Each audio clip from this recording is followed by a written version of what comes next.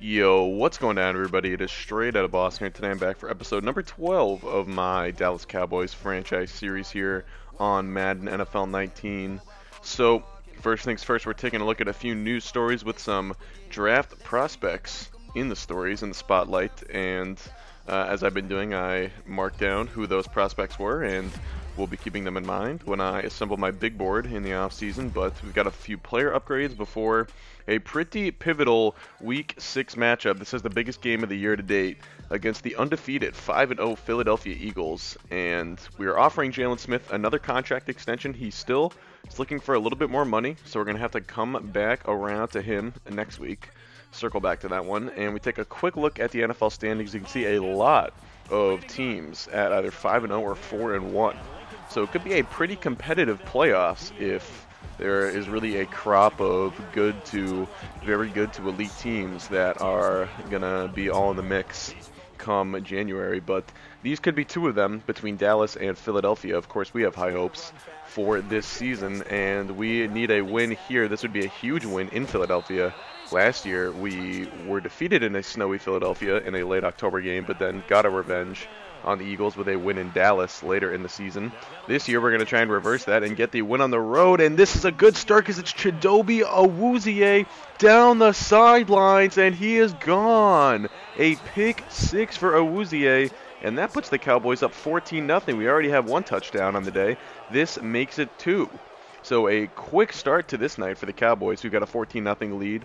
Now it's going to be on the defense. You can see Wentz and the Eagles get one touchdown, then a turnover deep in our own territory gives the Eagles the ball back with great field position.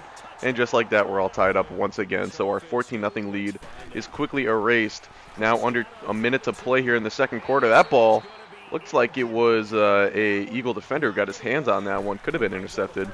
Fourth down coming up. Maher, don't think he's missed a kick all year as he continues that. Makes it 17-14. Cowboys on top now early in the third quarter. Eagles with the ball back and driving. 2nd and 2. Look at Sean Lee getting back there, making the initial contact on Ajayi, driving him backwards. Sets up 3rd and 7. Wentz dropping back, looking right side. That would have been short of the sticks anyway, but it goes incomplete. 4th down. Field goal unit out for the Eagles. Jake Elliott's kick is up and good. That ties this game up at 17.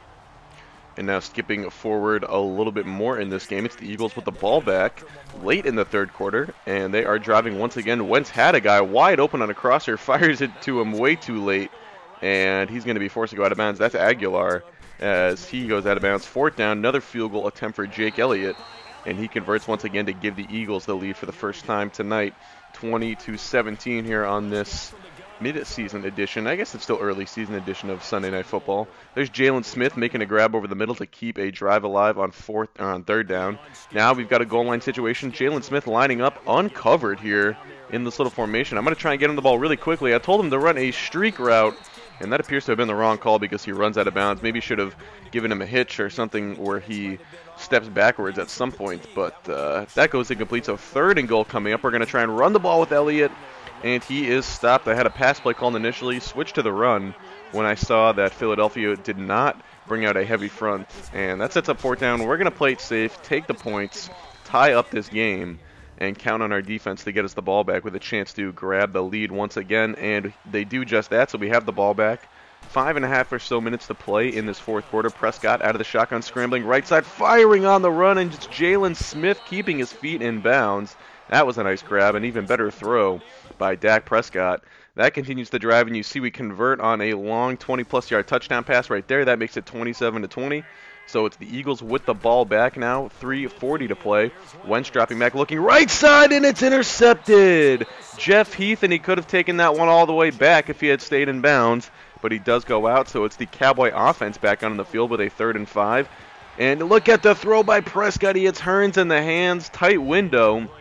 But Hearns could not hang on. Good coverage by Jalen Mills and the safety help. But it looks like we ended up going for it on 4th there in the Super Sim and converting, or something happened. I don't know how we kept the ball here. We must have gone for it on 4th down.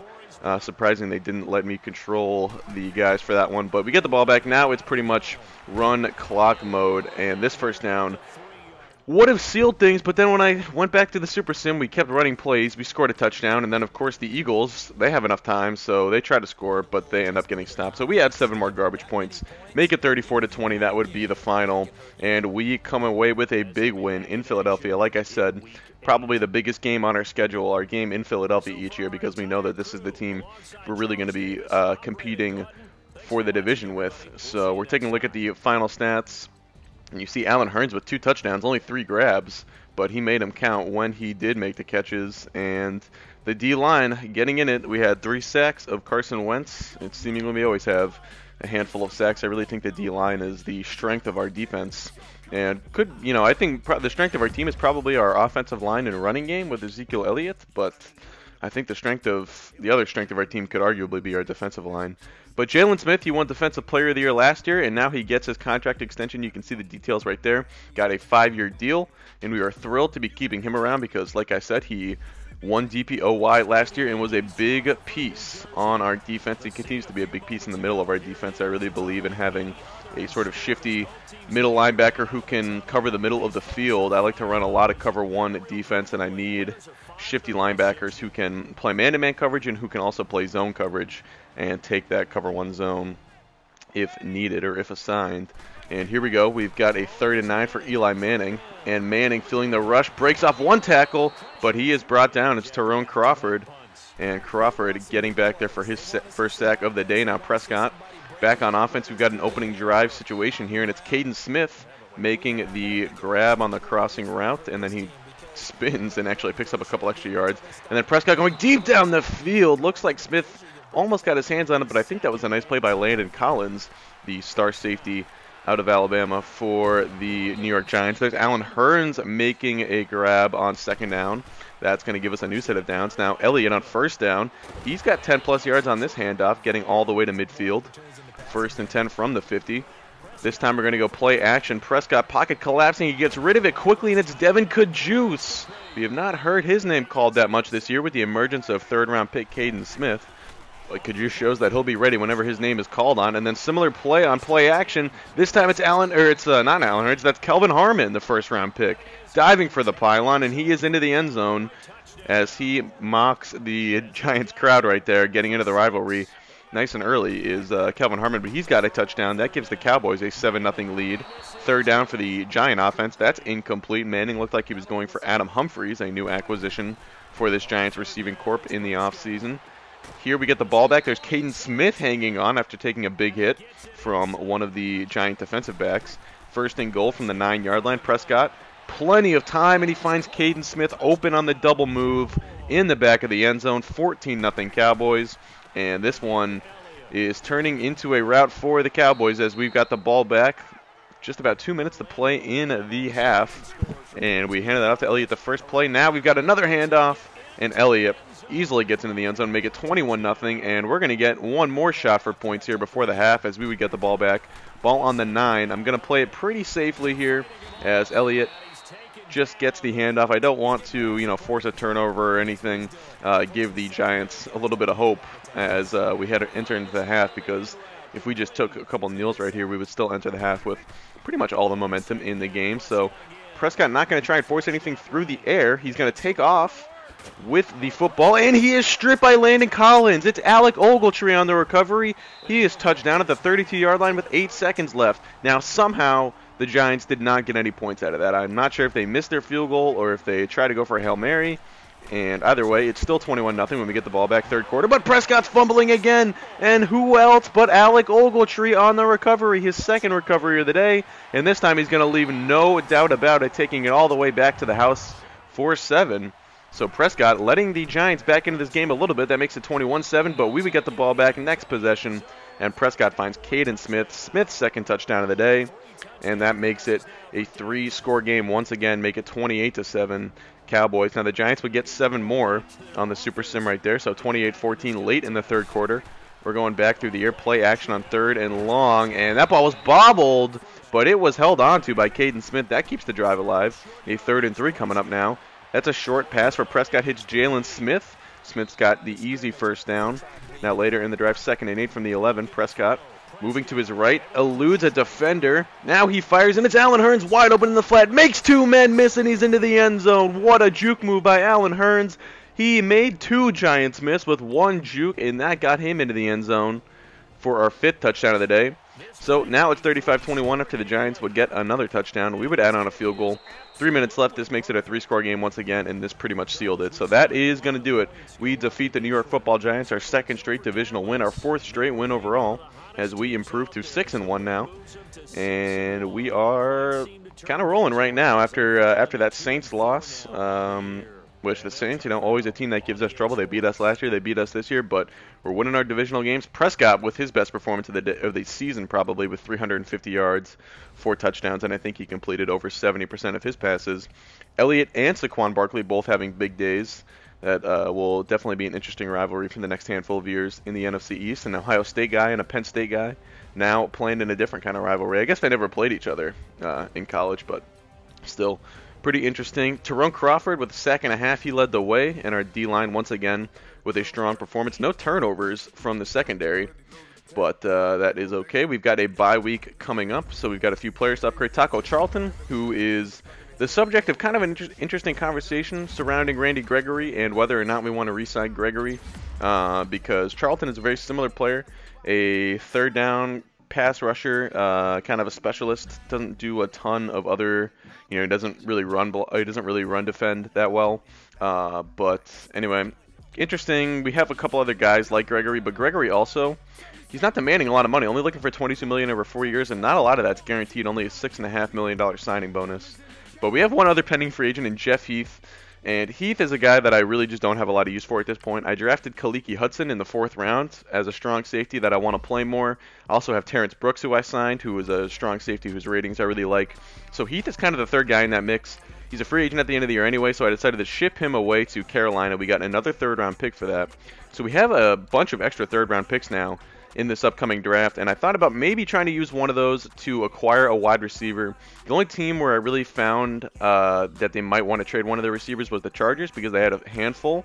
They had 4 80-plus overalls, but they had actually just signed Terrell Williams to an extension, and they already had Travis Benjamin on an extension for the next couple of years. So I pretty much decided the only candidate who was realistic to try and get was Mike Williams, and I just didn't think that made a lot of sense because we kind of have some guys like Mike Williams. I need more of a down-the-field kind of burner threat with this mix, I think, because Jalen Smith and Kelvin Harmon are definitely more possession types, and I don't really have the gadget sort of swing guy that I can throw the ball out to in the flat and have him make guys miss, maybe try to get some yards after the catch. I don't have that type, and I don't really have the downfield type.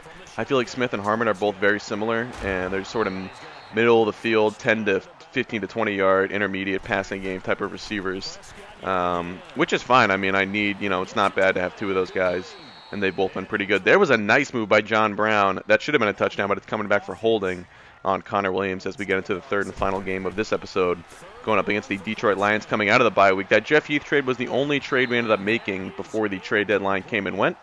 So we get one more pick, which I think will do us some good in this upcoming offseason. But anyway, 3-3 game now. Stafford in the Lion offense back onto the field. That was a blown coverage. Kenny Golladay coming wide open. He's got the 1st down. Drive continuing, 3rd and 4 from the 15. Stafford out of the shotgun, looking right side. That's Kenny Golladay. And this is an interesting matchup for us. The Lions, I think, are a pretty interesting matchup for any team in real life because you really have to have 3 good cornerbacks to cover their receivers. They have 3 really good receivers in Golden Tate, Kenny Golladay, and Marvin Jones. But we think we have 3 pretty good cornerbacks with Byron Jones, Chidobe Awuzie, and Jordan Lewis. As there's Caden Smith almost getting into the end zone. He seems to love to get in the end zone these days, but he would be down at the 1. Elliott runs it in, so it is 10-10 now. We are tied up. But the Lions with the ball back in the red zone. Looking end zone is Stafford. That goes incomplete. 4th down coming up. And Patricia's going to send a field goal unit out for the Lions. That kick by Matt Prater is up and good. So the Lions back on top 13-10 this time, as they are hanging in tough against one of the premier teams in the NFC. It's Prescott looking over the middle. There's John Brown coming open on the release, and he makes the grab. Now 35 seconds left. Prescott feeling the pressure. Gets rid of it quickly. Here's Jalen Smith getting some yards after the catch. He would pick up about 14 on that play from the 41-yard line, 1st and 10. Prescott looking right side. That was a tight window to throw that ball in. That was left side, excuse me. but it was hauled in by Allen Hurns. Now we've got a 1st and 10 from the 25, 23 seconds left. Prescott looking end zone, and it's John Brown hauling it in on the bobble. And that was a pretty throw by Dak Prescott. He saw that he had single high safety, and Brown had just enough of a release on the inside against his man to create a little bit of a window for Prescott to throw that in, and Prescott hit the window. And Brown still didn't make the catch cleanly, but he did make the catch at the end of the day, and that is what matters. So we've got a 20-13 lead. We're in the 4th quarter now, as not much scoring in the second half. And that ball is dangerous and intercepted, so this is going to be returned actually pretty nicely by David Amerson. Prescott luckily getting over to him. Amerson makes him, kind of breaks the tackle and then breaks another tackle, but finally Allen Hurns is there to bring him down. So a couple more first downs, even just a field goal, they might have put in that game away. But instead, the Lions get the ball back, still down by just 1 score. And now the drive starts for Detroit. It's Geronimo Allison making the play there. Now, 3rd and 8 from the 33-yard line. Stafford dropping back, nowhere to go with it initially. Fires up a jump ball, and a good deflection by Byron Jones. 4th down coming up. Lions offense stays out on the field. 3 timeouts for them. But they need a touchdown, and it's going to be a sack for DeMarcus Lawrence. He's going to get credit for half the sack there as he set the edge and made the play. Now Prescott finding Elliott, and Elliott's got the 1st down that is going to be needed to end off this game. So the interception does not come back to haunt Prescott, and we come away with the 20-13 win. So 3 straight wins in this episode, 5 straight wins dating back to last episode, and the Cowboys, despite that loss to New Orleans, appeared to have picked up right where they left off after that loss, and we are just cruising now at 7-1 halfway through the season as we take a look at the stats for this game. And the Lions actually held Elliott in check for the most part. He was under 4 yards per carry, but Caden Smith had 7 grabs for 73 yards, who's actually probably our biggest threat through the air today. But John Brown maybe probably had the more impressive catches as he had a nice day. But the defense, really the MVP once again, as we hold the Lions to just 13 points, and that was pretty much the difference in the game. So anyway, like I said, 7-1 entering the second half of the season. We've got the Patriots coming up to kick off next episode, and until then, that's going to do it. Hope you guys enjoyed. Thanks for watching, and I'm out. Peace.